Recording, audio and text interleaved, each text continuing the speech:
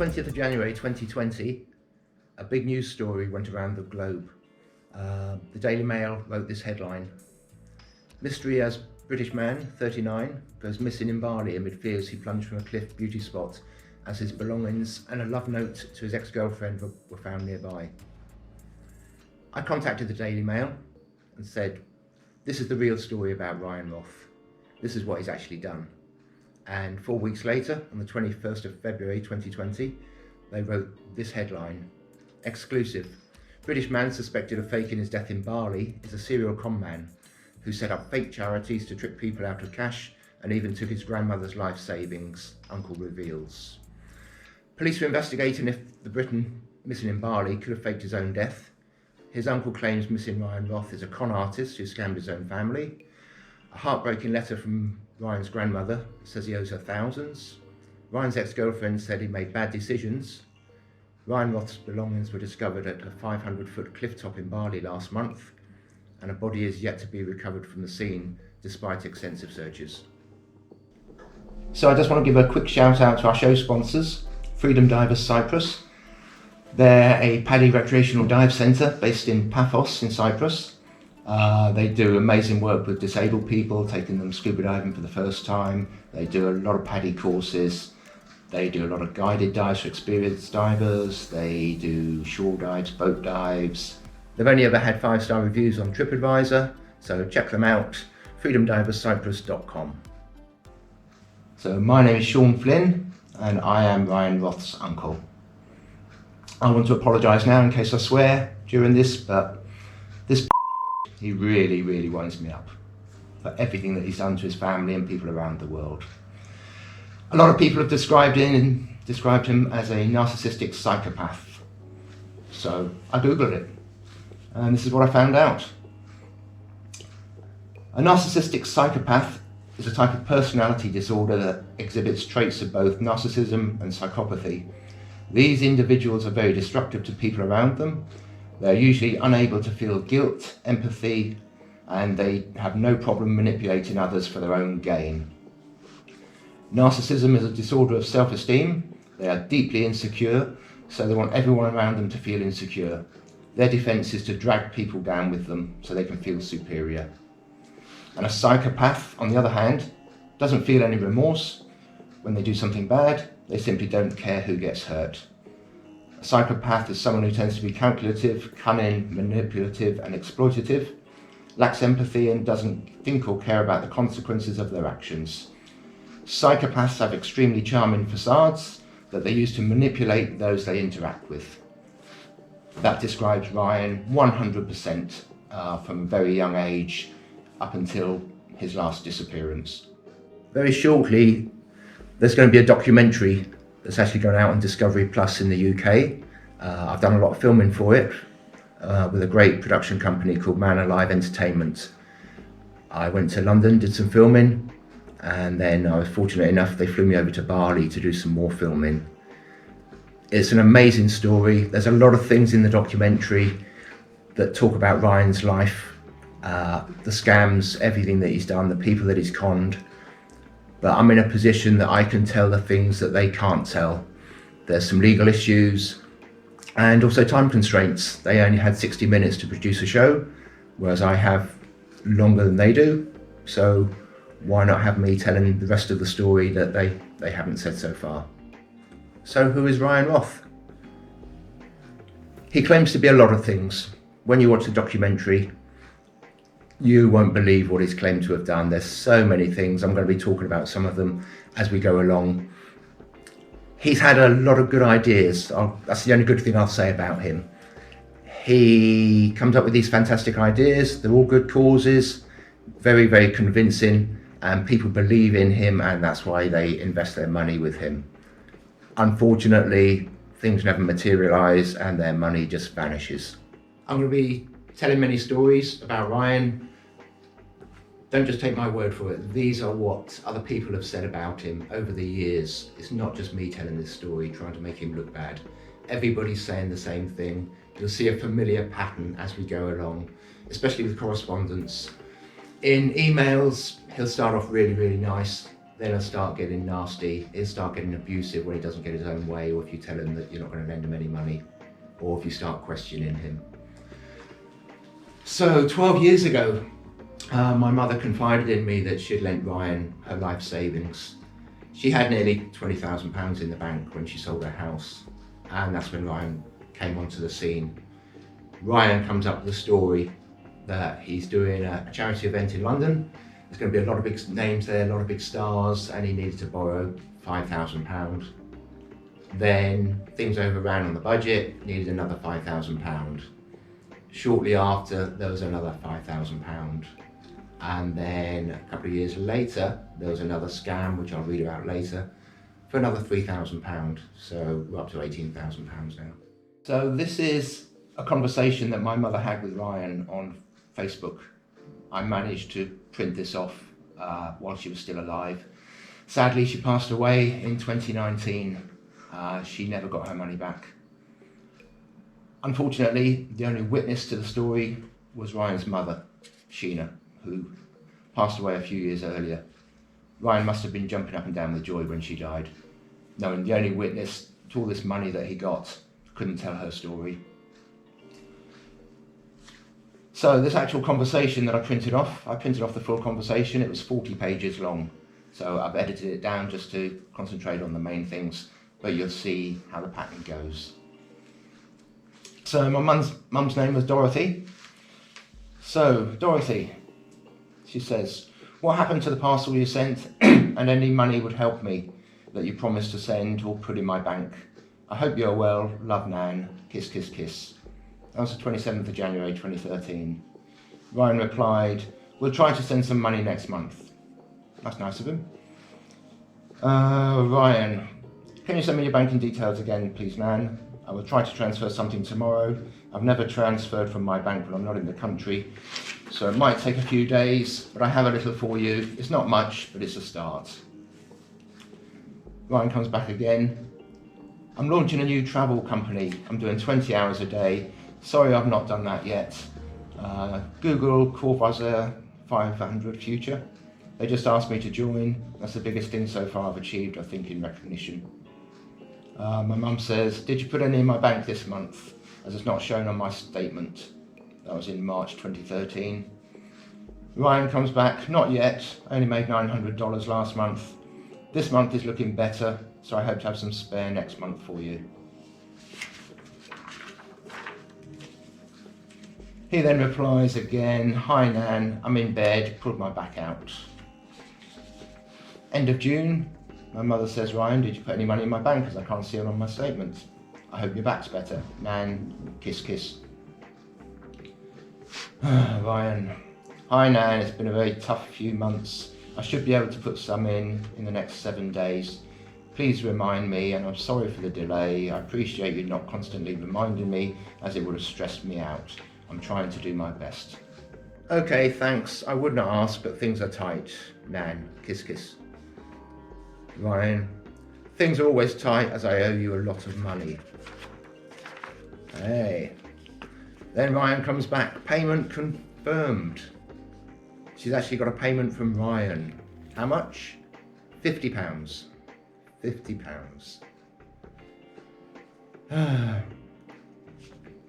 Hi Ryan, hope you're okay. Just checking, did you put any more money in this month? Just so I know, love Nan. This is at the end of October. Ryan, no, not this month, Nan, sorry. Should be okay to put some in next month. Can you remind me on the 1st of November? So Ryan's being nice about things. He's stringing them along like he does with everybody else. Another message, sorry Nan, just swamped, have not sent money yet. Waiting on something so I can send you a bit more. Hope to send you 150 if this contract goes through. Bearing in mind, we're talking 18,000 that he owes her. My mum asks him to put his address on here for her because she needs to send him something. So Ryan's got a company set up at the time, which we'll get to later, Noble Remix in Bangkok. December 2013, Ryan just sent 50 quid. Sorry Nan, I'm having a hard month again. I just lost a $55,000 investment as my investor is having huge financial problems. So it's always dangling that carrot. Something's coming along and it'll be there shortly. Ryan, can you give me your phone number? As your mum needs it, ASAP, please. So Ryan sends a phone number. If anybody's interested out there, plus 852 630 71023. Give it a call, he might pick up. I've got a feeling he won't do. I don't know who's going to pick it up. Then he says, sorry Nan, I've not replied. I'm trying to save the elephants. And making an artificial reef at the same time, which takes a lot of time. We're now up to April 2014. My mum says, did you put any in my bank as it's not on my statement? Hope you're okay. Nan, kiss kiss. And then here we go. Sorry Nan, no, not yet. Should be able to next month. Now we're up to July. Ryan, did you get my message? I need the money I lent you 11 years ago. You paid £350, left nearly 17,000. The doctor said I need an electric chair. She doesn't mean the electric chair that you execute people, she means a mobility chair. And a chair lift to lift me up. Also my teeth need sorting out. I'm sorry, but I'm desperate, Nan. So just roughly over 11 years, he's paid £350, works out £2.50 a month. So at this rate, it's going to take him about 600 years to pay her off. Then this is when Ryan starts with his usual procedure, starts getting a bit more aggressive. Nan, if I had it, I'd give it to you. One of the things I'm working on will pay off soon. Last month I only made £300 and this month nothing so far. And no, I did not get your message. Not sure why you keep telling me about 11 years, as I know this and I've been paying it back when I can. And we're up to July. Ryan's been seen living it up, and my mum said to him, I thought you got free passage whenever you had to come on business. The first time you paid me was January last year. You didn't even stop to say goodbye. I have to have counselling now at my age. I don't need the worry. She doesn't even sign it now. She's had enough of him. And Ryan says, exactly, my flights are paid by my clients, not by me. Now, and if I have it, I'll give it. Ryan, when you say soon, you will get money, do you mean this week or next week, so I can expect to order some items that I desperately need? And when I have it, you can have it. I literally don't have it now, and I can't change that until it changes. So I hope it's soon. Do you think you'll be paying me this year, as I'm getting desperate? Ryan comes back, end of July, yes. And then Mum says, any idea when? And then here we go again. Nan, I don't know how to explain this to you anymore. When I have it, I will send it. Thailand visa rules just changed, so I could be in a very bad situation in the next 2 weeks. There's always some excuse. I understand you need it, and I understand I will send it when I can. If I predict when and it does not happen, then what do I do? Ryan again. Also, I get the impression here that Sean is looking at me. Yeah, right. Looking at me online. The internet tells you things about who is looking. So Sean is trying to do something here, not sure exactly what, but I do know 100% he's looking at me. Best for him to stop. Sean's nothing to me and I'm nothing to him. At least we agree on something. Then my mum says to him, don't you think Sean has better things to do? He's not been looking at you online. Well, I was. So don't spout rubbish to me. I have to have counselling, so I don't need this. If you're so clever, get online to Sean. Don't involve me. Don't you think I have enough getting through each day? Unless you've forgotten I lost my daughter. This is when her daughter died, Sheena, my sister. That's Ryan's mum. And then finally Ryan comes back. I thought this would come from you, Nan. Living it up. Sure, if you think I'm paying for the flights, hotels and meals, I'm living it up. Or maybe it's because it's not me paying, but a company who's paying for it all. If you want to get hold of me, Nan, shoot me an email, as I'm really tired of you going on about this. You think so little of me, obviously. This has been going on for 11 years. I'll only say it once more, Nan, and that's it. I'll send when I can. Like I told you before the end of the year. Since Mum died, there's been a lot of drama with you and Sean, and it's to the point where things have got really bad. You're my grandmother, and I love you. But next time you hear the idea of me being a liar, and your instant ideas of me having lots of money, then once I send it to you, that will be it with you and me. All you'll have is Dan, that's Ryan's brother, Amy and Jack and Sean, but not me. I don't need the aggro or drama from Sean at a funeral. I'll tell you all about that later. All this constant messages from you. I should send you something at the start of next month, sooner than I thought, but the next message like this I get from you, then there'll be little in the form of any relationship between us. Really, Nan, call me a liar again, and that will be it with me. It will be a simple transfer and an end to everything. Well, if it's a simple transfer, why the it? Sean is causing enough drama, and now you're coming on to me. You ask a question nicely, you do not assume or accuse. I had a quick chat to my other sister, that's Ryan's aunt. Just a brief conversation, and this is just something she mentioned to me which I didn't know about. I've changed a couple of words because of the way she likes to swear. Ryan's always been a bit of a, I can't mention that, but the sun always shone out of his arse as far as she was concerned, referring to my mum. He conned me as well, but that's life.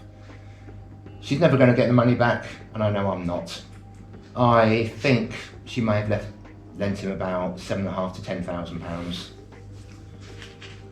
I've got a receipt here. My mother did a transfer to him for £3,000. It's the original Western Union transfer. This was at a time when Ryan was in France. Now Ryan's name was on it, but for some reason when the transfer happened, his name's actually been crossed out here, and someone called Daniel Bernard was put in. I haven't been able to find out why at the moment, and I haven't been able to track that person down. This was done to the Western Union division in Paris in France. So that's something that I'm still trying to find out about. I then emailed Ryan to find out when he was going to start paying this money back that he owed my mum. And he did reply to me, quite a nice reply, typical Ryan fashion. You'll find out about the procedures that Ryan follows. He has a set plan and a set way that he does things, and it's the same to all the other people that he's scammed when you start questioning him about money. So I get this email, he copied my mother in, he copied his brother in for some reason, and his brother's long-term girlfriend, probably just so that everybody knows what I've been saying to him. He even copied in the Cyprus police and also the cybercrime department of the Cyprus police. Now, this is going back to 2015. As yet, I'm still waiting to hear from the police. I think they looked at it, took one look at his email and just laughed and probably threw it in the bin. Hello, Sean and Cyprus police. I'm not going to read all this out, I'm just going to read out the highlights. All communication between you, my grandmother and myself will be CC'd into all the people in this email stream. I did mention to him about universities, about rent and tuition fees that were still outstanding, but I'll come on to that shortly. And he said, please provide my contact details to them so they can follow up with me, as I owe no university any fees and any rent. My university fees were paid when due a very long time ago. I would like to clear up any issues they may have with me. Isn't that nice of him? I mentioned about him breaking some laws in different countries, basically being an illegal immigrant. And he says, I've never broken any laws or worked illegally in America. But we'll get on to that when Homeland Security start getting involved. There is no £18,000, £10,500, £7,000 or even £5,000 that was loaned to me. Please show this to all legal advisors that you have. When I found out that Nan believed I owed her that amount of money, I was shocked as I never borrowed this off her. I borrowed an amount off her a long time ago and I was paying it back, very small amounts sporadically, which she was great about. And yes, I completely agree it's taken a long time to pay back. He just doesn't believe he's done anything wrong. So it's pretty easy, Sean. Nan goes to the bank with you or without you and confirms how much she had loaned to me minus what I had repaid, and I will pay this back. As I say, she paid him cash. He would take her out for a meal with his mum, Sheena, and it would all be done in cash. So there's not going to be any records at the bank. If it comes to it, I'm happy to attend any court date in the UK as long as I'm given 3 months' notice. So now he's dictating to the courts when he can go and speak to them about it. I expect we can fix the situation quickly. It's a shame that instead of emailing me something like, "Can you repay the money Nan loaned you 13 years ago as soon as possible?" you have emailed me, abused me on Facebook and made threats against me. Yeah, right. Okay. I'm very happy to repay Nan whatever money I owe her minus the money I've repaid. I need to see bank statements to show how much she loaned me. Even if she had done it by bank statements, Ryan knows that banks only keep records for so long, usually about 7 years. After that time period, they haven't got any record of where the checks would have gone. And as I said, it was all in cash, which is not traceable. When my mother passed away, I was clearing some of her things out, and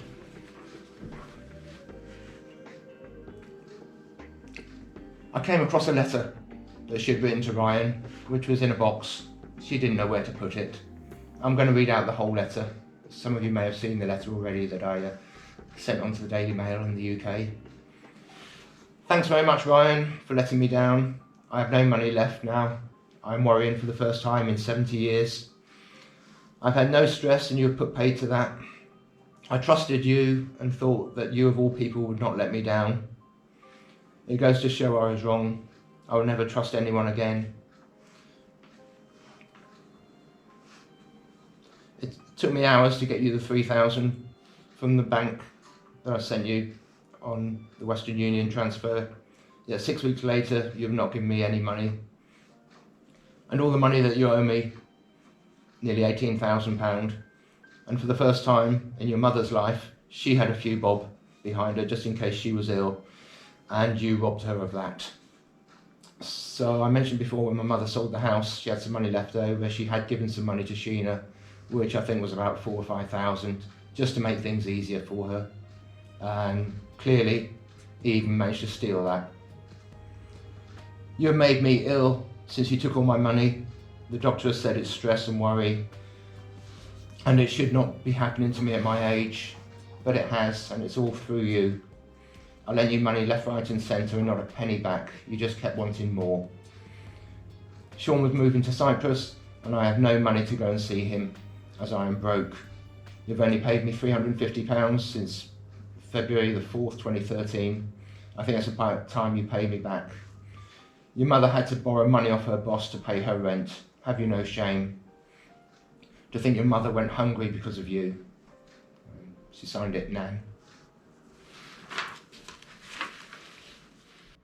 I've been investigating Ryan after I've been uncovering some of his scams, and so far I've uncovered scams which total, conservative estimates say, £10 million sterling. So Ryan's done 3 attempted suicides that I know of. He's done 2 fake suicides. I'll be showing you the suicide notes later. Obviously he's not very good at trying to kill himself, is he? When the documentary goes out about Ryan, it's just going to blow you away, all the things that come up in this documentary. I do a lot of talking in there, there's a lot of filming from me. There's times when he spent in America, there's times in Japan, Bali, all over the world. The documentary is called The Faking Dead. It's a series, I think about 4 episodes, about different people who have faked their own death. They all follow a very, very similar story throughout their whole life, the way they've done things. When the program was made, they needed evidence. Every piece of information in the documentary had to have evidence to prove it was correct. This was then sent on to the legal department, I believe 2 legal departments within ManAlive Productions. It then went on to Discovery Plus. They got their legal department to check it. It went to Warner Brothers, and then after that it went to an independent lawyer in America to give the okay before these things could be shown in the program. I did a press release on behalf of Warner Brothers. The press officer contacted me and said, would I do this press release with the iNews in the UK? The press release went out a few weeks ago, and the headline is, "My nephew is a narcissist who defrauded his family and faked his own death." The press guy at Warner Brothers said, this documentary is jaw-dropping. There's also a mention on the website Reddit on Unsolved Mysteries, and the headline reads, "Ryan Roth, British fraudster who faked his own death in Bali, January 2020, still missing." So go on to Reddit, there's loads and loads of comments about him on there. I think about 84 comments, including some of mine the last time I checked. As I started researching his life, I was coming across more and more scams from people all over the world. I'm going to read out a few of their stories in a minute. One of the stories is very, very disturbing, it's very upsetting. You'll see a familiar pattern again with all the stories and what people all around the world say. They're saying the same thing about him. So it's not just me saying all these things. A lot of these stories are not in the documentary because of the legal reasons, and also they only had 60 minutes in which to condense as much as they could. ManAlive said they could easily make 2 or 3 episodes just on the information they got on Ryan. Maybe one day somebody's going to make a movie out of this. As I was doing my research on Ryan, I was contacted by a guy called David Baker. David's a researcher and a scriptwriter. He was writing a script for a YouTube show called Casual Criminalist, which is normally read out by Simon Whistler. By the time you watch this program, the YouTube show may already be out there. If not, it's going to be shown shortly after the documentary goes out on Discovery Plus. I did a big timeline trying to recall all the dates of Ryan's life, what he's been doing at certain points in his life. I gave this on to David, and David, being the researcher, he had a lot more time. He could go into things in a lot more detail than I could, and he's elaborated on some of the things from my timeline that I gave him. I don't want to spoil everything that Simon's going to be reading out on the Casual Criminalist show, so I'm just going to read out some highlights which are exactly the same as I found out. So, August the 16th, 1980, it's the most reliable date of birth we have for Ryan. There are conflicting reports. We have seen that sometimes he puts his birth date down as July, June. I think he just makes things up as he goes along. Started off 1998 to 2001 with petty UK-based scams. Impersonates an acquaintance on Friends Reunited for defamatory purposes, scams the money from his grandmother in this period, sums total over all the years to nearly 20,000 GB pounds, falsely claims to have attended university in Southampton for psychology and law, simultaneously marine biology at Solent University. I'm just going to elaborate on his university time. Ryan claimed that he was at Southampton University studying psychology and law. He later calls himself Dr. Ryan Flynn or Dr. Ryan Roth. The university came out and said they find no record of Ryan being at that university. Also, Solent University, they have come out and said to a retired magistrate that I know that they are looking for Ryan for unpaid student fees, which is in direct contradiction to what Ryan said in his previous message to me, that he didn't owe any fees. He's going up in the world. He becomes a drug dealer and overdoses on his own supply, which I'll talk about in a minute. He was sectioned under the Mental Health Act. He escaped the institution and runs away to Ibiza, returns home with a friend, does a runner for the USA. 2001 to 2007, initially attempts to become an actor in LA and commences his charity and business scams as listed on my timeline. Some things I can't read out, but he falsely claims this, falsely claims that, claims to have been a director, falsely claims to have founded the Santa Catalina Film Festival. We know that's a load of crap. 2007 to 2008, takes grandmother and mother for more sums of money. Early 2007, flies down to Australia, scams this lady into taking on his debts and does a runner. Scams a coin collector. That was a big story in the papers as well.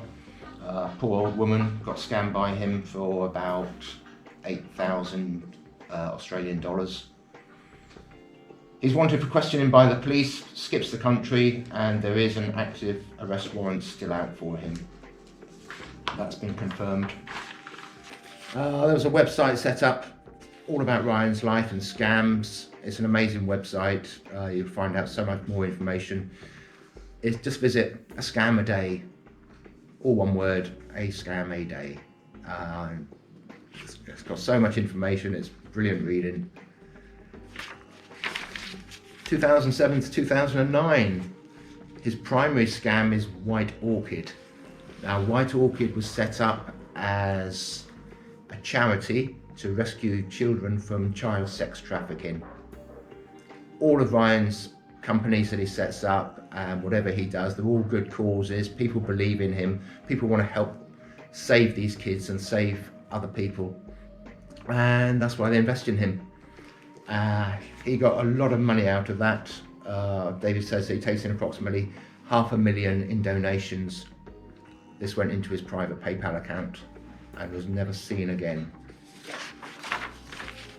November 2008, he returns back to LA and resumes his scams. 2008, 2009, commences a relationship with DJ Shy. I'll tell you about her in a minute. Also known as Karen Beck. This is why David got into the story, because Ryan actually rented an apartment from a friend of David's, and that's why he started investigating him when he was in a position to do his research and write for the Casual Criminals show. So he stays with his friend, pays no rent, issues threats, steals property, steals a rental car, and this is one in a long string of apartment rental scams. He's banned from a couch surfing website. Police are involved. They find a variety of credit cards and information into PayPal accounts, but they don't do anything about it. Ryan blames childhood trauma for his criminal ways. I'll get onto that one in a minute as well. Claims to have joined this, that and the other, falsely claims something else, claims to be meeting with a TV company, producing a documentary. How little did he know that the documentary was going to be made about him, rather than him making the documentary. Starts Roth Management, 2009, scams naive acting and music clients. Lies about various things with celebrities being clients, lies about other things, claims to be filming this, that and the other, various claims. And unbeknownst to DJ Shy, he's continuing to write White Orchid behind her back. She found out that he was a scammer. She told him to stop. He promised to stop, but he didn't.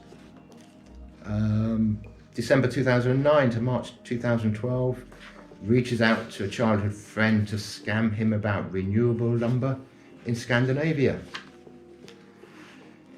Issues claims of suicidal intention for emotional manipulation purposes. Blah blah blah. Sexually harasses female members of a pop group. Sets up a false production company. Cheats on DJ Shy behind her back. Using a false name, Jonathan. The list just goes on and on and on. So in January 2012, while still with DJ Shy, he starts talking to a Japanese model, Yuki Matsumura. And at the same time, he's talking to DJ Shy about marriage and kids. And then US immigration take notice of him. This is in the documentary. very shortly after, Ryan skips the country, heads over to Japan. Resurfaces in Japan under Roth Management, now a talent agency for visual artists. Moves in with his girlfriend Yuki, starts Roth Gallery. Again, false claims about this, defrauds investors for money, defrauds the government. Claims to be featured in this, that and the other magazine and newspaper. Falsely claims this, falsely claims that. This is all going to be read out on the YouTube show. Establishes another fake company, which I'll be mentioning, Vagabond World. Grandmother commences Facebook conversation, which I've already read out. Scams another guy I know, this is in 2014, Canvas Design. I've actually got a message from him for bogus copyright claims. And on LinkedIn, claims to limit himself to 4 to 6 talks a year. Apparently he used to go around talking at big events and things. Some big celebrity he thought he was. Sets up Noble Remix, which is a fake travel company. Again, companies are the same scam against investors. Another company's mentioned here. Sadly, June 2014,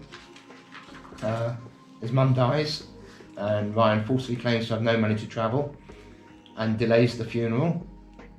Borrows the money off his brother to fly out, but he does pay it back. I've actually seen a copy of the receipt that he actually paid his brother back, basically because he's shit scared of him. Roth disgraces himself at his mother's funeral. Sean can tell you all about it. Okay, there's my cue then. I flew over to the UK from Cyprus for the funeral, and Ryan was supposed to be appearing at some stage, making his usual entrance. Ryan was under instructions not to go into Sheena's house until the rest of the family were there. When we all turn up at Sheena's house, Ryan is already inside. He's in the kitchen. He's going through a big stack of paperwork. He's trying to find anything he can to show that Sheena had some money tucked away somewhere. He was not interested in the fact that she just died. He just wanted money. That's all he wanted. Sadly, because of the day it was, I wasn't going to confront Ryan about anything about the money from my grandmother, his grandmother, sorry, my mother. So I walked into the kitchen. Ryan's standing there. He looks at me. I said, "Good morning, Ryan." And Ryan just freaked out. He hit the roof. He starts shouting and swearing. He wouldn't shut up. That's the way he is. He'll shout people down. All I said was good morning. I was trying to keep things polite because of the type of situation it was. So Ryan and I never spoke again. And the funeral cars all left to go to the church. It's only about 10 minutes away from where Sheena lived. So we all leave at the same time. We're going to the church. Shortly afterwards, I'm standing up and I'm giving the eulogy. So this must have been about 10 minutes after we'd all sat down. All of a sudden, the doors burst open. Everybody turns around and Ryan decides to walk in. He's making his usual late entrance. He wants everyone to turn around and stare at him while he makes his walk down the aisle. After the service was over, we then went to the cemetery. The vicar, he says his words, and then lo and behold, Ryan decides to stand up and give his speech. He's standing there with a flower that he picked out of someone's garden, and he throws that into the grave. He's so cheap he couldn't even buy any flowers for his mother. I don't even remember what he was talking about. It's just verbal diarrhea. And that was the last I saw of Ryan. In 2015, Min-jae Lee finally dumps Roth Management. Now, Min-jae is a very famous artist over in Japan, and I came across a story. It's in the documentary, and the story is called "Where Art Thou, Kate?" I'm not going to read out too much of it, because like I said, it's in the Discovery Plus documentary. But while I was researching Ryan's activities, I actually came across a guy called Perry, and he posted this story on his website, which is called Thinglish Lifestyle. You can just go on to the internet, Google where art thou, Kate, and Ryan's name or Perry's name, and it'll come up. So it features in the documentary The Faking Dead. It tells a story of Perry, who purchased the painting of Kate Moss from our conman Ryan. Now, these are a few of his words. The full story's on his website, and we'll pop up a link to the website later in this program. The Kate in question is Kate Moss, an English model born in Croydon, Greater London. And here's his story of the last 7 years with and without Kate, that took a bizarre twist when art dealer Ryan Roth faked his own death in Bali. Now, Perry says that when he was rereading his emails before writing the story, it's astounding how many schemes he tried to get me interested in. To invest in another artist's work, a friend of a friend's travel company, that was probably Vagabond World, an artificial reef foundation, various website art projects, a sonic toothbrush that kills all bacteria, creating a company that sells limited edition, extremely high-end one-off products, and a proposal to merge his company with mine and an art residency program. There were countless other harebrained, unoriginal schemes he pitched over the phone. He had the answer to world poverty, an ethical drinks company, which is the big one, and on he would go. In 2015, Ryan was continuing to run various companies, but for some reason he also got a legitimate job for a small UK-based architecture firm. Now, Ryan doesn't know the first thing about architecture. But on his CV, he sort of exaggerated his role slightly, and now he's claiming to oversee over 400 architects in various countries. David's confirmed that this is false. 2016, he now moves in with Yuki and her cat Kabu. That's a story for in a minute. And launches Malala Coffee. A Kickstarter campaign largely fails to gain momentum, but takes in roughly $1 million from angel investors. While he's with Yuki, he has an affair with the daughter of a CEO of a hotel chain. Now, this is a big hotel chain. I cannot mention the name. And the daughter gets taken for a huge whack of the total money scammed by Malala Coffee. Ryan lies to Yuki, saying he's depressed, asks her to move out of her apartment while he gets himself together, blah blah blah blah blah. Promptly throws all of Yuki's things out on the street and dumps her cat Kabu out on the street as well. I have had people emailing me saying what happened to the cat, and you'll be pleased to know that the cat was found miraculously later by some friends. I can't read that, and yeah, that's all going to come out on the YouTube show. Roth later claims mental illness, or that he was hacked, depending on who's asking. 2016, Malala Coffee starts to fall apart. This is where the story gets really interesting. Roth promptly starts stalking Yuki, sending her an increasing array of disturbing gifts, including the infamous jizz cup.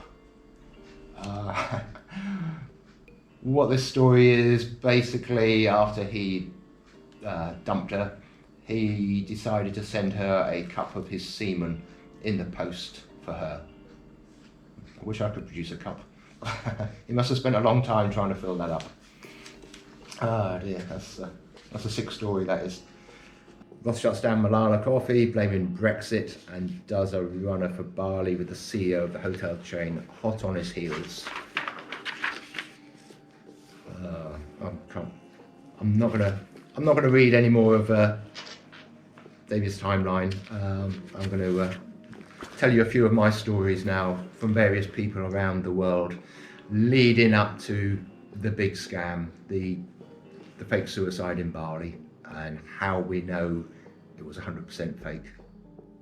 There's so many things that I can mention about Ryan, things that he's done. It's just all over the place. Social insurance number fraud in America, the IRS, questioning his ex-DJ girlfriend, homeland security, stolen things, attempted suicide. I'll just briefly mention this attempted suicide. It is in the documentary. Now, Karen said she got a phone call from Ryan one day asking her to pop over and see him. When she gets there, Ryan's flat out on the floor with a load of sleeping tablets by the side of him. Just enough that it didn't kill him. Luckily for Ryan, her car didn't break down while she was driving over there. But it's just one of his many attempted suicides, trying to make people feel sorry for him. I've got a few emails from different people that know Ryan. They've actually told me their stories, so I'm going to read a few of them out. Just quickly going back to Perry and the English Lifestyle website and the Where Art Thou Kate story. Hi Sean, thanks for your email. I've listened to the 2 podcasts and Ryan is a complete piece of shit.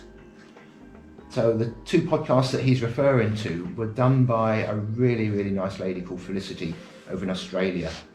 I came across the story by accident a couple of months after Ryan's last suicide in Bali, and she'd actually done a podcast for a show that she's got called Unknown Passage. It's a true crimes podcast about missing people and various crimes. After I listened to the story, I got in touch with Felicity, just referencing episode 37, Ryan Roth, and she did a follow-up interview with me. So episode 42 is actually Felicity interviewing me, talking about the things that I'd found out up to that point. We're now a couple of years on from that, and there's so much more that I've found out. But I just wanted to give a little shout out to Felicity and Unknown Passage. So the attempted suicide in America, that was the 3rd one that I knew about. This one that I'm going to read you out now, I've had to change the guy's name. I do a lot of that because people don't want to be known that they've been talking to me. So I'm going to call him Pete. And Pete knew Ryan from around 11 or 12 years old when they went to school together as first year secondary school. Pete said he was a loner with only a couple of close friends. They used to hang around together. Ryan always thought he was better than anybody else. And if anybody disagreed with him, he wouldn't speak to them for weeks. After they finished school, they'd still hang around together. He mentioned about fights with Ryan and Ryan's brother being involved to sort people out with their fists. They left Brookfield School in around 1998. Ryan was about 19 years old then. And at one time, Ryan was found at his mum's house, sitting on the roof of a shed, claiming to have overdosed on ecstasy. He was taken to hospital, and as I mentioned before, he was then sectioned to Cold East Hospital. It's a local psychiatric hospital near to where he lived. So not just me making these things up, we've got other people telling me these same stories. Ryan promptly escaped and disappeared. Pete tracked him down to Ibiza. This was somewhere where they used to go a lot. After a few days, Pete convinced him to return to the UK. Now, there were lots of arguments on the flights and in the car, and instead of going straight back to sort things out with his mother, he vanished to America. Pete didn't speak to Ryan again for a few years. He mentioned about Ryan studying at the Solent University for marine biology. He probably never finished that course either. He's got stories about Ryan turning up on an old motorbike that had been given for free because it needed fixing up because Ryan didn't have any money. And then 2 weeks later, Ryan would turn up on his doorstep driving a new car. I mentioned in David's timeline, this is the actual story from Pete. Ryan tried to get him to invest in a Scandinavian forest using sustainable wood for construction. And then years later, Pete was going to Singapore and he had a countdown clock on his Facebook page. Shortly before he went there, Ryan got in touch, offered him accommodation and he was going to show him around. He was always talking about different investments and tried to get Pete to invest in Roth Management, the artist company. I have another story here from somebody who used to date Ryan. As I try to be as genuine as I can with people, whenever I contact them, I tell them, just go on Google, put my name in, search me wherever you want, I've got nothing to hide. And she emailed me. She'd been in touch with Felicity at the Unknown Passage, Basically, she was asking, after the Bali suicide, has anything happened? Has Ryan's body been found? Because she wants to know that he's dead so she can get on with her life. This is a bit of a tragic story, and as you can see, I've had to black out a lot of the things that she's told me because she doesn't want any of this information getting out that might lead Ryan back to her. I mean, we're going back 20 years and she's still looking over her shoulder every time she goes out in case Ryan turns up. Hi Sean, I don't need to Google you. I've heard you on the podcast and I'm on Reddit and I've seen you on there too. So like I said in my email to Felicity, I Google Ryan every few years to make sure he's as far away from me and my family as possible. Morbid curiosity or something, I don't know. It was September 2020 I found out he was missing. I'm not friends with him on Facebook or any social media. I literally want nothing to do with him. I don't want to be on his radar at all. I'm so scared of him. I googled him again to see if there was any update, and that's when I found a load of stuff on Reddit, and I've seen all your comments. And I went from there to listen to the podcasts, episodes 27 and 42. The last time he messaged me, he said something to do with new research into diseases. A friend of hers had this disease and Ryan was trying to be helpful. I know it's just a way for him to start up a conversation with me. I don't really remember too much myself. I think I blocked a lot of it out. It was such a traumatic period of my life that I immediately just moved on and tried not to think about it. I met Ryan when I was working. He was by far the most beautiful and charming man I'd ever seen in my life. And that's how Ryan comes across. People look at him, good looking guy, 6 foot tall, really charming when he wants to be, and you're just suckered in. I couldn't believe it when he started showing an interest in me. He was extremely charming, like I said, and my parents absolutely adored him. He was like a son to them, they really loved him. Things were very good. He was the most wonderful boyfriend. He brought me different gifts every week. He was thoughtful and romantic, but we were so young. But he would get jealous and we would argue, and I wanted to break from all the drama, and I was a bit stupid. Him and I were both heartbroken. A few days later, he proposed to me. Another familiar theme with Ryan, he likes to propose a lot. He was desperate for it not to be over. He was so upset. I think it was just after that all the abuse started. Both of us were receiving prank calls, death threats and threatening messages. Of course I know now that he had manufactured everything that he had said had happened to him to make himself look innocent and to scare me even more. He has said a lot of slanderous things about me around college. It was so awful. I wasn't safe going to college and I had to do my college work where my mum worked. I couldn't be at home, I wasn't safe there either. One time I accused him of being responsible for everything and he scared me so much. We had the police around a few times as well. I'm not sure on the timeline, but at one point he got some drugs and then he took himself off to a motorway bridge. He'd left a long suicide note at my parents' house. It was more of a book. So now we've got 3 attempted suicides. He always seemed desperate to connect with his father. As far as I was aware, I don't even know his dad's name, but he was messed up about his dad for sure. Now this is completely different to what Ryan says in a book. And I'm going to read a passage from a book shortly. But this lady, she said that Ryan's desperate to connect with his father, but that was a load of bullshit.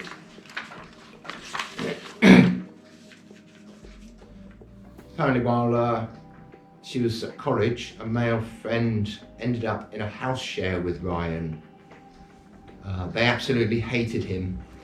I don't think I should share this, but they told me that they pissed in his mouthwash. That's pretty nasty, but let's face it, he deserved it. I lost a lot of friends in college. I looked like the crazy person. I only stay in touch with my best friend from those days. He's helped me remember this stuff. I also think it's probably best if Ryan is dead, because if he shows up, a lot of people are going to be after him.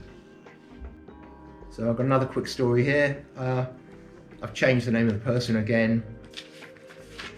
It's they don't want to be named. So a resident of Australia, so we're obviously talking about the time when Ryan was in Australia, she met her ex-boyfriend in a restaurant whom she considered dead for 2 years. This is reported in the ABC edition of the newspaper over there. A girl named Karen said that at the age of 18 she started dating a 21-year-old employee of the local pub where they worked together. He seemed to be very sweet and considerate. After 3 months of the relationship, the man showed up after a night shift with a broken arm. Due to his injury, he could not work for some time, so he borrowed money from Karen, about $1,000. A few months later, the couple broke up and the man returned $300. When she began to demand repaying the rest of the money, he stopped responding to messages. Familiar tale, familiar every time. The situation became stranger when friends informed Karen that furniture started disappearing from the house. The girl was told that he went into a rehab centre at a local drug addiction centre in Queensland. She found out that he also owes money to his friends, about 2,000 Australian dollars. And later, a friend of the former lover told her that the man was killed by bikers who he owed money to. The friend's mother allegedly told him about this. 2 years later, Rachel and a friend came to a restaurant in their hometown. She found out from the waitress that her ex-boyfriend works in the establishment. When the shocked girls were kicked out of the restaurant, they went to the police. The police told Karen that there was nothing they could do. The girls called the restaurant, but they were told that they did not have such an employee. Right after that, she received a message from his mother. She complained that because of the scene that her friends had put on in the restaurant, the man lost his job. Later, Karen met him again in another restaurant. She immediately recognised him and asked about the debt. He pretended not to recognise the girl and muttered that he would not give the money. Got one more story here. As you can see, just a blank piece of paper with a question mark. I've been trying to decide whether to tell this story or not, and I'm going to. But firstly, I'd like to sincerely apologise to any of the family members that are connected with this if it causes them any distress whatsoever. It's really not intended, but I need to get this story out so that people know what Ryan can do. I will say this now, this is purely a rumour. It's a very strong rumour. Nothing has been proved, but you can make your own minds up about this. A friend of mine that I've known for 50 years, I was messaging with her and I mentioned about what I'm doing about the Ryan story, and she told me about a story that she knew about. Her father and this other family, they were quite close, they knew each other very well. So I believe this woman 100%, as this is exactly what Ryan could do. So Ryan goes out with this young lady. They're quite young, I think it's going to be early 20s. The young lady has a baby, I think maybe 6 months to a year old, I'm not completely certain. The baby's being looked after at home while Ryan and this young girl go out on a date. There's a lot of alcohol involved and a lot of drugs. The girl, whether she was not used to taking drugs, but she was completely out of it. She could barely walk, probably nearly comatose. So they're driving home, and I would say that they're probably speeding. The car goes out of control and there's a serious car crash. Now I don't know if the girl died at the scene or if she died later in hospital from her injuries, but bearing in mind she's left a young baby at home. The police turn up at the scene, and for some reason the young girl is in the driver's seat. Now the rumour is that there's absolutely no way, because of the drug and alcohol content, that there's any way that she could have been driving the car. The rumour went round that Ryan was driving the car, but nothing could be proved. And very shortly after that, Ryan left the country. And as I say, I do apologise to the family involved, but people need to know what Ryan is capable of if it did happen like that, which I sincerely believe it did, because he's just thinking about himself all the time. He's looking after his own back. He doesn't care about anybody else, what happens to them. He doesn't care about the lives he destroys.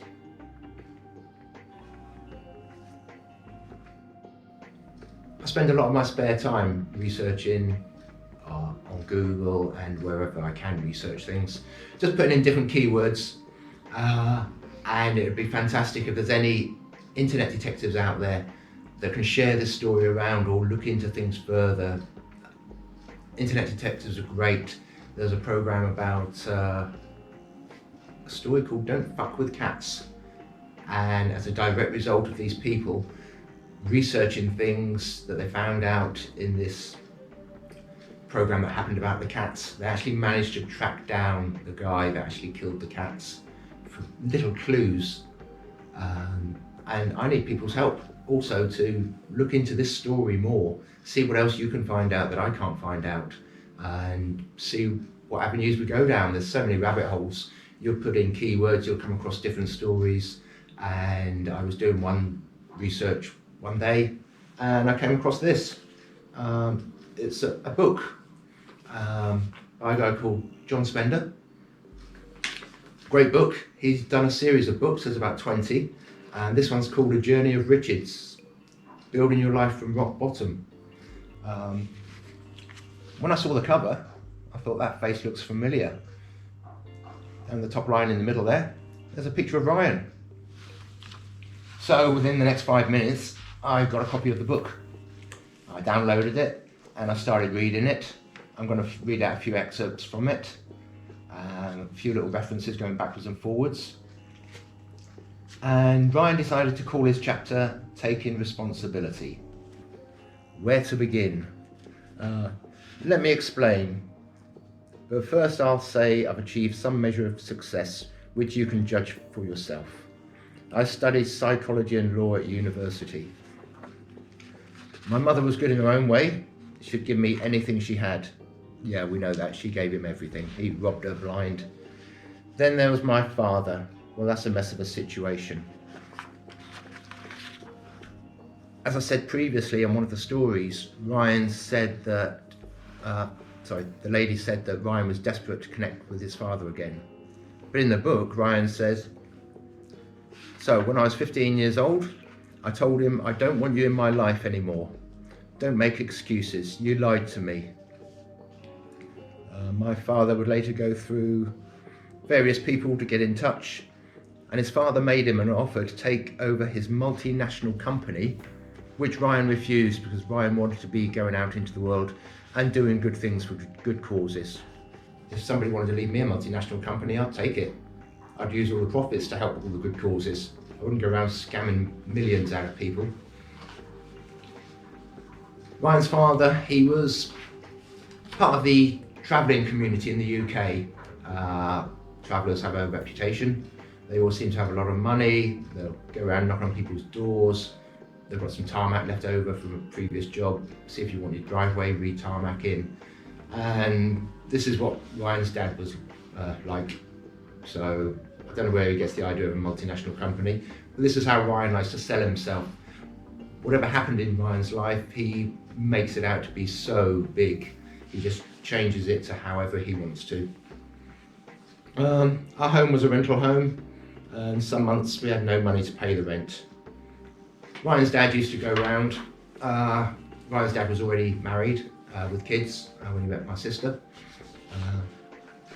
Ryan's brother came out first and then Ryan came along. But they never went without anything. His father would always give Sheena some money to buy whatever she needed. They didn't go without. 2018 he was signed to the London Speakers Bureau, which I haven't been able to confirm. When I was 33, I gave the keynote speech at the National Stadium in Beijing on the future of urban design. What an experience from a kid who was never even trained as an architect, who had 400 architects working for him. Same old story. I had my first company aged 11. Here's a bit of spin for you. Distribution and logistics. So you might be wondering what that means. Well, basically, he had a paper round. The local newsagents, they'd give kids stacks of papers, the kids would go around delivering them, and the kids would get paid money. But what Ryan did was Ryan got the paper rounds, got other kids to deliver the newspapers for him, didn't pay the kids as much money, and Ryan pocketed the difference. So even from an early age, Ryan was looking to do as little as possible and just get as much money from screwing people that he could. I was dating a lovely girl from the Philippines while I was in college, and my mother was, let's say, not a fan. So I told her if she didn't stop being racist, I'd not speak to her for 3 years. 3 years later, she was not racist anymore, and the moment I met people of different races, I wasn't racist myself. And I found it very hard to believe that Sheena was racist. When we were growing up, my mother used to foster children. My mother always fostered black children. She wanted to give them a bit of a chance. Their parents were living in Africa, Barbados, the Caribbean. They would go to the UK for work, for studies, and she would always foster their children. So we had loads of kids running around the house over many years, and they were always black. My mum didn't want to foster white children. It was her choice. So we grew up with different races. So there's no way that she was a racist. Admittedly, yeah, he didn't speak to Sheena for 3 years. But yeah, he got in touch when he wanted some money. He says he was living in Paris at one time and working in Asia. Yeah, he was in Paris. I believe he was something to do with a dog rescue sanctuary. That then ties in with my mother sending him £3,000 over to Paris. He moved to Sydney and looked to build a hotel in Papua New Guinea, where I think I still have the land rights. He will say anything. I decided I wanted to see if I could act, and I got 90% of the roles I went for. While he was in LA, he decided to start a DJ and band management company, which went very well, but it took so much time in my life. As it was a long party, I felt bored, but making great money. I was even offered a job for $35,000 a month, which I turned down. I don't know where he comes up with all this. Then I was asked by one of my closest friends to be part of the first directorship of the Catalina Film Festival. And as I know, and also David confirmed it on his timeline, we know that's a load of crap. But being in LA and being bored with the nightlife existence, I decided I wanted to stop working in the music and transfer what I'd learned to artists, painters, and in particular, I decided I should move to Tokyo or Bali. Not for the fact that Homeland Security were after him and threatening his girlfriend with jail time and a $300,000 fine because of her association with an illegal immigrant who had outstayed his visas, which she vehemently denies in the email that he sent me that I read out before. In 2013, I'd be called one of the top 500 cultural influencers in the world. Oh dear. You couldn't make this up. Somebody needs to write a book about this story. While in Bangkok, I was headhunted for an architecture firm, but I was not an architect. After taking over the architect firm of 400 articles, I quickly realised I couldn't get anything done. You've got to get a copy of the book to read the full story. But bear in mind, being the CEO of an architecture firm is a glorified sales role. I was the show pony, and if the show pony didn't perform, that's anything from 700 to 2,000 people will be going hungry. They won't be able to pay their rent and will have their cars repossessed. So much pressure on his shoulders. I gave a few more speeches in China, and I was offered 2 professorships. Wow. And I'm the founder of TEDx Kangoo, which will launch in October 2016. TEDx is another story that's going to come up in the documentary on Discovery Plus. Yeah, you've got to watch it. If for whatever reason you don't get Discovery Plus, then I'm sure once the documentary goes out, somebody will upload a copy to the internet and they will be sharing the link around. So if you don't get Discovery Plus, then drop me an email. Also, just what I think on, I've got an email set up, an email address that anybody with any leads, tips, information, stories, anybody wants to help out on this story, anybody who wants to write a movie or a book, just contact me. The email is catchryan@hotmail.com. Nice and simple, catchryan@hotmail.com. He was going to do a distillery in the future. And he's a reference again. There's going to be a documentary series about to be filmed about him, and he can't wait. Well, he's right about that one.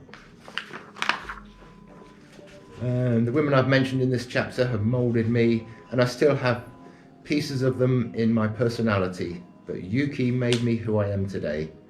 Just remember, Yuki is the one he dumped. Chucked her out of her own apartment, dumped all the things on the street, threw the cat out, and then he called Yuki on her birthday, had a nice conversation, said that she could move back into her flat very soon. He was just about to leave another suicide note because he had to get out of Thailand because of the money that had gone missing from Malala Coffee. And I'm going to read out the suicide note very shortly. And he finishes the chapter, "If nothing else in life, be kind." These are all Ryan's own words, and 99% of it is pure fiction. The day after Sheena's funeral, we all go to the house, and I'm asked if there's any little keepsake that I'd like to take from the house to remind me of Sheena. And I'd always liked a couple of masks, little face masks that she had hanging on her wall. So I said to my mother, yeah, I'd like to have those if possible. My mother said, yeah, no problem. Then half an hour later, my mother comes up to me and said, sorry Sean, you can't have them. Ryan's decided that he wants them. He wants them because he knew that I wanted them. And yeah, what can I say? I chose something else from the house, and then as I'm leaving the house with my mother, we get into the car that I'd hired. My mother opens her handbag up and shows me this and this. The two masks that I particularly wanted, and Ryan had decided that he wanted them. She had actually gone and stolen them, for a better word, so that I could have them to remember my sister by. So if you're watching this, Ryan, you want your masks back? Come and get them. Just quickly jumping back to a little bit of his time in America, I did contact Karen, which is DJ Shy, just to find out, did Ryan owe you any money? I got a reply from her. Hi Sean, yes he owes me $2,600 because I paid Karen $3,000 that Ryan owed in rent. This is back in 2014, she messaged me this. The Karen that she refers to is the friend of David Baker's on the Casual Criminalist program. Then she says, I think he's in Japan now and is somewhat successful at being an art dealer, rothmanagement.com. Hopefully he'll pay everybody back. And then she comes back to me again, said, wow, that sucks that his mum died. They rekindled 3 years ago after 7 years of no communication. Yeah, again, we know he just pops up when he knows there's money around and he's going to get it, whatever it takes. Things start getting really interesting when I find out about Malala Coffee and his time in Thailand. We know that with the investments that disappeared, Malala Coffee went tits up, and Ryan decides he's got to go. People are after him for money, especially the CEO of the hotel chain and various other investors that were looking for Ryan. So, true to form, Ryan leaves a suicide note and disappears out of the country. I'm going to read out his suicide note from Thailand. This is to Yuki. There's a cat backpack which you'll receive soon, and it'll be the last gift I give to you both. Hopefully you will have many cat adventures with it. It has many see-through parts, so Kabu, that's the name of Yuki's cat, Kabu can look out into the world when you go outside with him or take him to the vet. Please give Kabu a little kiss from me and tell him I'm sorry that his father was not strong enough and he's sorry he treated him badly. So we've covered a lot of the Ryan years.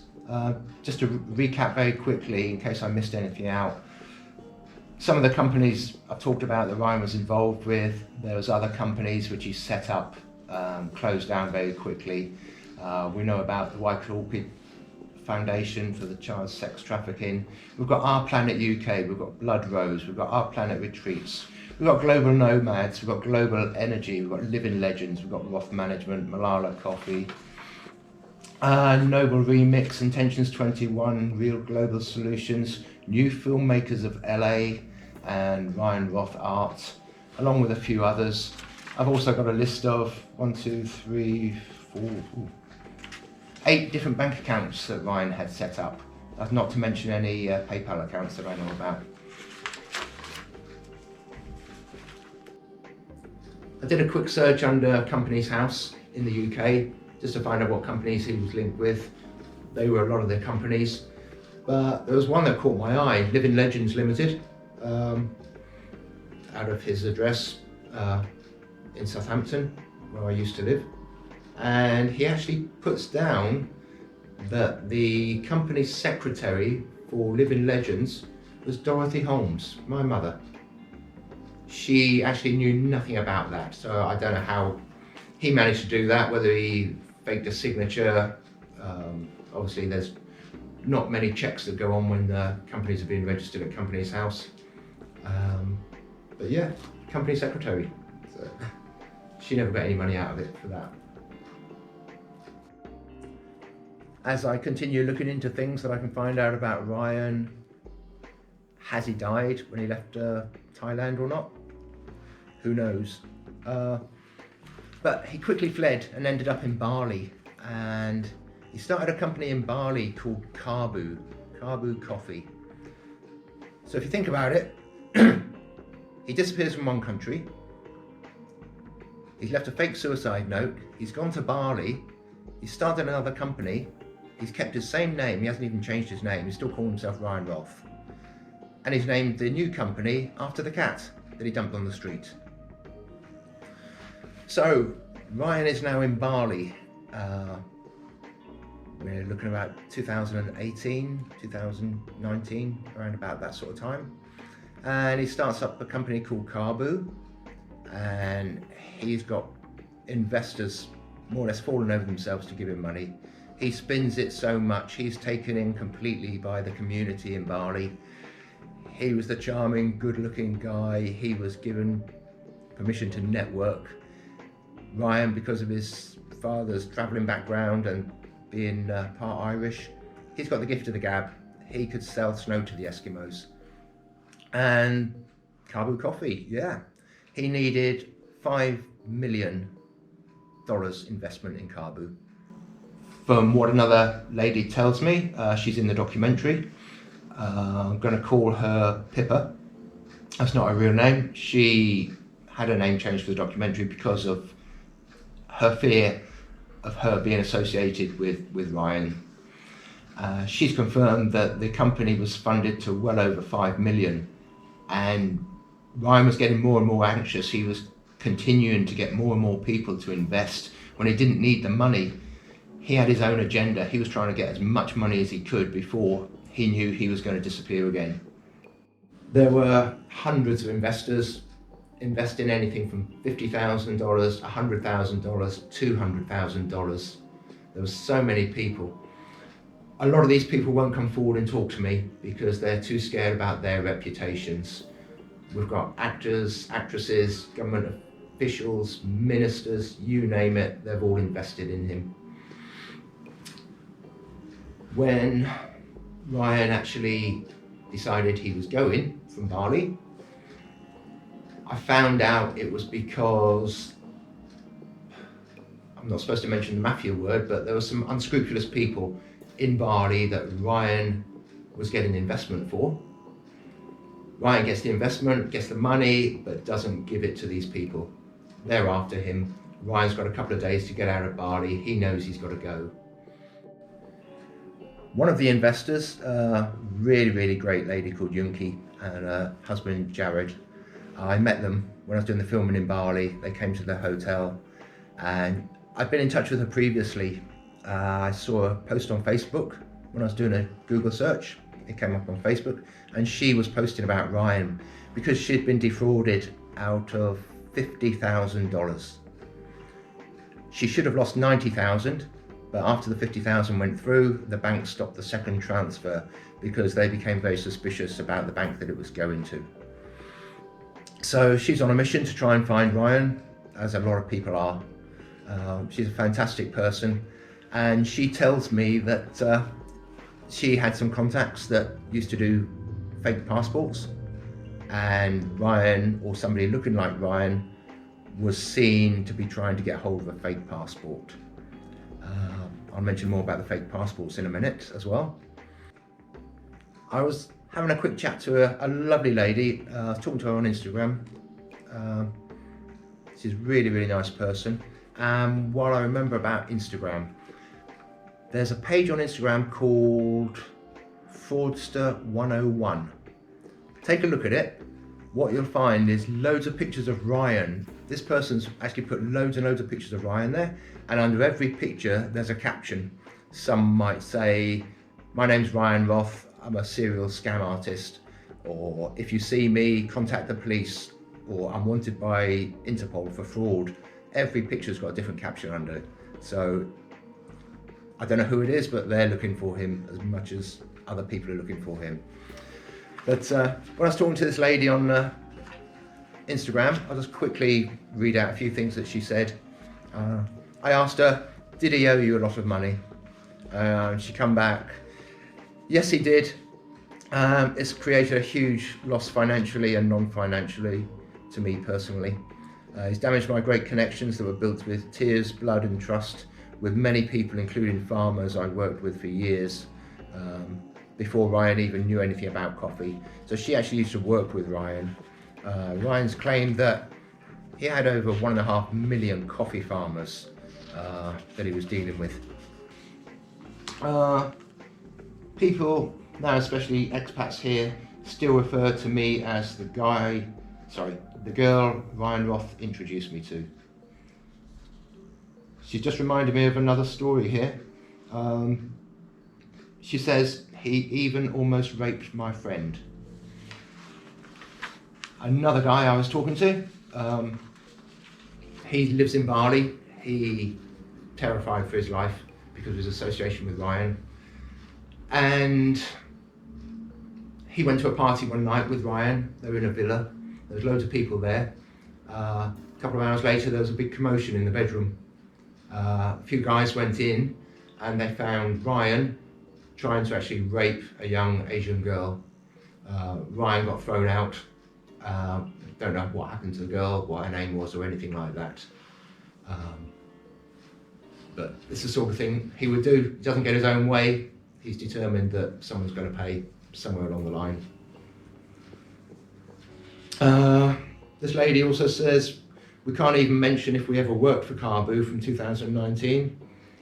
Even those who worked from 2018 because of the damage Ryan has done. He's left a trail all over the world." There's another story. She says she did because she told me last time Ryan joined one of the Telegram groups of Bali under the name Ryan Roth. Yet another person that I was talking to, they were in a friend group on an app called Telegram, and after Ryan's suicide, people started to not talk about Ryan so much. But 1 year, almost to the day that Ryan left his last suicide note in Bali, on their phones, in this friend group, pops up Ryan Roth is back on Telegram. Whether he was there trying to find out what they were talking about, if they were still talking about him, maybe somebody else had got Ryan's old phone. I don't think the phone numbers in Bali can be reissued so quickly after someone stops using their number. But it just seemed very strange that almost 1 year to the day that he disappeared, he pops up on Telegram. She also mentions that he had another passport under another name. Another little story that's coming up in the documentary. I was told that he had 4 different passports under different names.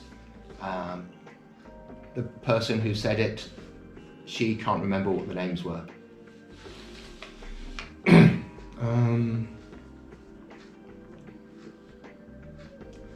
They also said that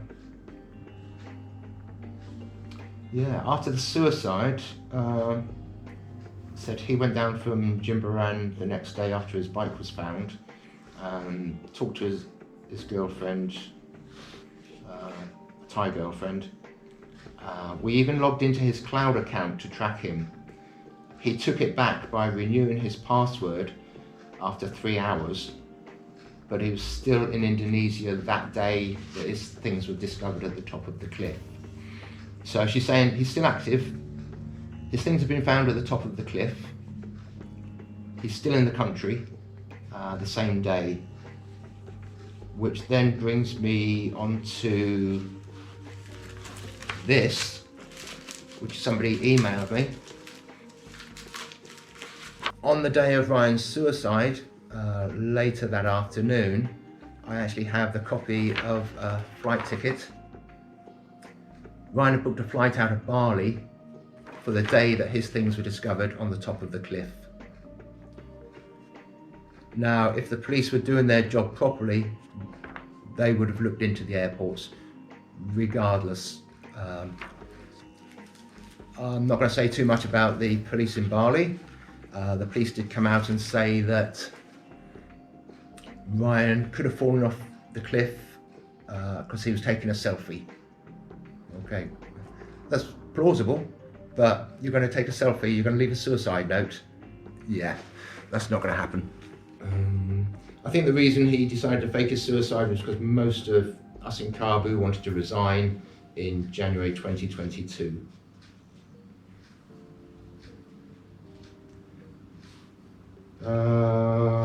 Let's see. She mentions about something about cryptocurrency.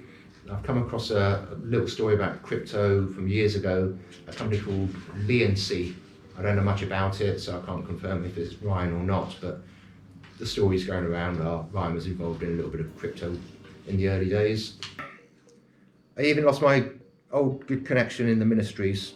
Since years ago, Foreign Affairs Ministry always asked me to provide coffees for government, national and international events in Bali, and it stopped after what Ryan had done.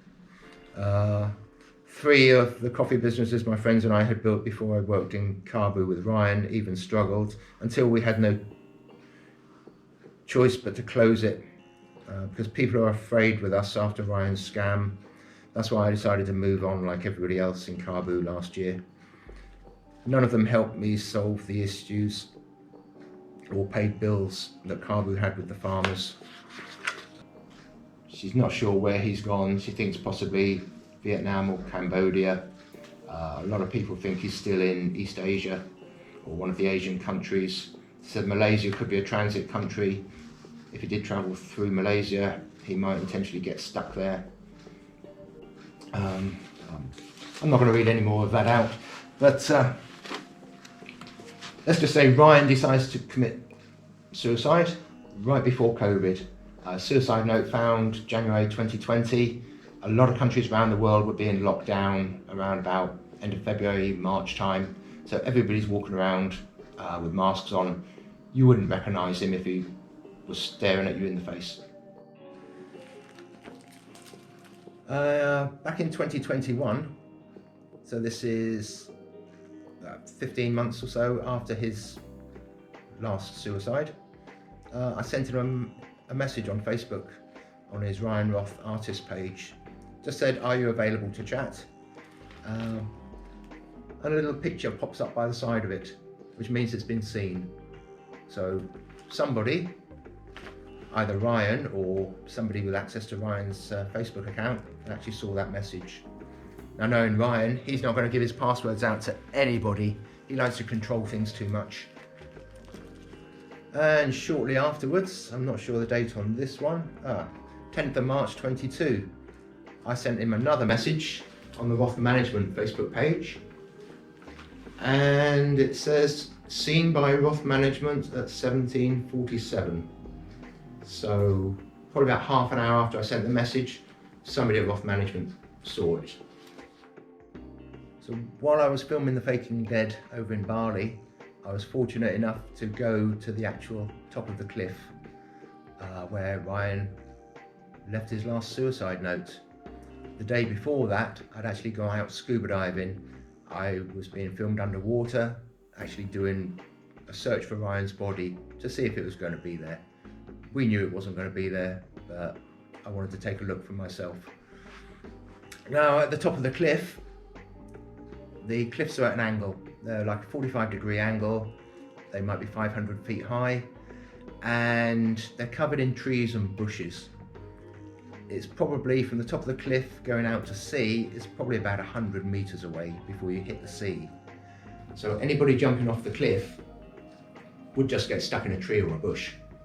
They might kill themselves, they probably wouldn't, they'd probably end up with a broken leg or something like that, and they'd just be stuck in the tree. So I went and visited the search and recovery team, who actually went over the side of the cliff to look for Ryan's body, and they confirmed with me while I was there that he didn't do it. If he had done it, they would have found his body. If it was stuck in a tree and they didn't find it, then within 2 weeks, the smell of a decomposing body would have alerted people. There's absolutely no way where he left his note that he could have killed himself from that location. I also found out while I was talking to them, they were such great people, and I really appreciated the time that they gave up to actually speak with me, that the uncle of one of the search and recovery team, he was scammed by Ryan as well. He lost a lot of money to Ryan. So it's such a small island that so many people's lives have been affected by what Ryan did. There's a copy of a suicide note. It's all over the internet. Now, I noticed that the passport number on the passport that Ryan left at the top of the cliff was actually different to the passport number that is on the contracts that Yunki sent me after she had the dealings with Ryan and lost her 50,000. There was lots of emails and contracts going around, and that's actually a different passport number. About a week before I went to Bali, I was contacted by somebody, and they told me that they'd heard that Ryan had been seen in an area called Gifu in Japan.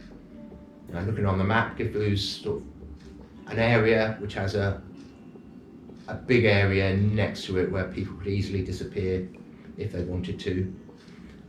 And while I was in Bali, somebody else actually told me they'd heard Ryan speaking a few weeks before his disappearance about going to Japan. So if anybody's got any leads in Japan, wants to put anything out on Facebook, please do so. Let's see if we can catch this guy. I'd like to give a few quick shout outs now. ManAlive, the TV production company in the UK, they're such great people. Justin, Hannah, Matthew, had such a great time filming The Faking Dead over in London and in Bali. And Matthew, if you're watching this, we'll never forget that boat trip out to the dive site. I'm just going to tell everybody about it. There was 2-meter swells all the way out for over an hour. It was evil. Conditions were really bad, but it was the only day we had to do the filming, so we had to do it. And I just loved my time there being underwater. I went down to 23 meters, and it was still 27 degrees down there. It was fantastic. Our show sponsors, Freedom Diver Cyprus, amazing company. Just check them out on the internet, freedomdivercyprus.com.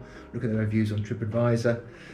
Unknown Passage, Felicity, who did the amazing podcast, episode 27 and 42 on Ryan Roth. She's done many other podcasts. If you're into true crime and missing persons, just take a look for her.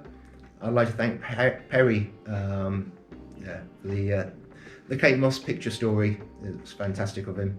And a special thanks to John Spender for giving me kind permission to read out some excerpts from the book that Ryan wrote a chapter on. And David Baker, scriptwriter for The Casual Criminalist. He's been fantastic. As I say, I'm not sure when you're going to be watching this. The documentary on Discovery Plus may already be out by the time this comes out. It may not be, but keep checking out for it. And also the episode on YouTube for Casual Criminalist. That's going to go out shortly after the documentary goes out, so keep your eyes peeled. And if there's anybody out there with any leads, tips, information that can help me out in any way at all, just email me. So the email address is catchryan@hotmail.com. And well, that's my story. That's what I've been doing for the last 12 years or so, trying to track down Ryan, and I've just been blown away by all the information and scams that I've come across, and it's just been heartbreaking. What people have been telling me, it's been quite emotional. It's been very difficult reading some of the stories out, and it gives you an idea of what this person's like, and he needs to be caught, he needs to be found, he needs to answer questions. I've been in touch with the Foreign Office when the story first broke. They never got back to me. I've been in touch with Action Fraud in the UK. They weren't interested. They put me on to the Serious Fraud Office. Again, the Serious Fraud Office decided not to follow anything up. I think mainly that's because that the Serious Fraud Office tend to mostly deal with fraud in the UK, and because he's a British national running around the globe scamming millions out of people, they're not interested. If he'd done it in the UK, it probably would have been a different matter. But maybe somebody there in the UK will now sit up and take notice and say, we've got to stop this guy. So he's travelling around the world now. He's got different passports, different names. I don't know what name he's going to be under now, but I'm hoping that someone's going to let me know. You can see from his pictures, you've got a good idea what he looks like. He's about 6 foot tall. I don't think he's had any plastic surgery, even with all the money that he's got. Maybe he has a little bit, but you're going to spot him straight away. And just let me know, whatever countries. He loves the Asian countries. He's going to be in Indonesia, around that area, China, Japan, and just get in touch with me, please. I just need everyone's help to try and stop this guy from doing it to others. He always preys on elderly people, or usually young Asian women who've got wealthy families, where he can get some money out of them. That's his MO. He's done it for years, and he's going to keep on doing it. Thank you for watching.